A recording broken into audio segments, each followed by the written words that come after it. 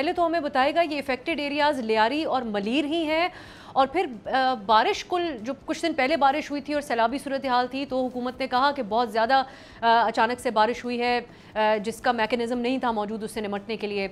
ये पिछले 2 दिन में कितनी बारिश हुई है, कल और आज? कल और आज की बात कर रहे हैं हम, तो 143 मिलीमीटर जो बारिश है वो सिर्फ सुल्तानी टाउन में रिपोर्ट हुई है। उसके अलावा अब बात करें गुलशन हदीद की तो 92 है, गुलशन मेमार में 109, इसी तरह से कोरंगी में 92, नॉर्थ कराची में 81 है, नाजोमाद में 60 है मिलीमीटर बारिश है। तो ये बारिश का रिकॉर्ड है, सबसे ज्यादा बारिश हुई 143 मिलीमीटर बारिश है जो कि सुल्तानी टाउन में रिपोर्ट हुई। अगर बात करें 19 अगस्त को होने वाली बारिश की तो वो 100 प्लस मिलीमीटर बारिश थी, जिसके बाद जो हमारे मेयर कराची हैं उनका ये कहना था कि हमारे पास 70 मिलीमीटर बारिश जो है वो बर्दाश्त करने की सलाहियत है, या कहने के जो इनकी कैपेसिटी है वो इतनी है। उस 100 के ऊपर जब बारिश जाती है तो शहर का निज़ाम वो दरम भरम हो जाता है।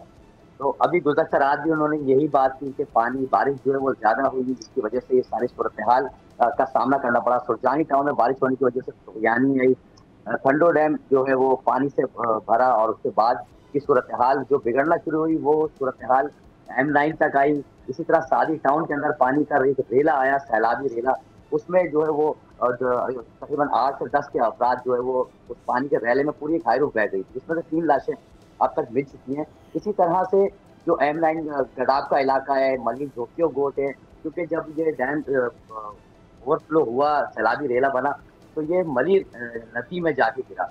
उसके बाद मलिर नदी में जो तुगयानी आई, उसके अतराफ की जितनी आबादियाँ थी वो शदीद मुतासिर हुई हैं। सब्सक्राइब करें और बेल दबाएं ताकि कोई खबर रह न जाए।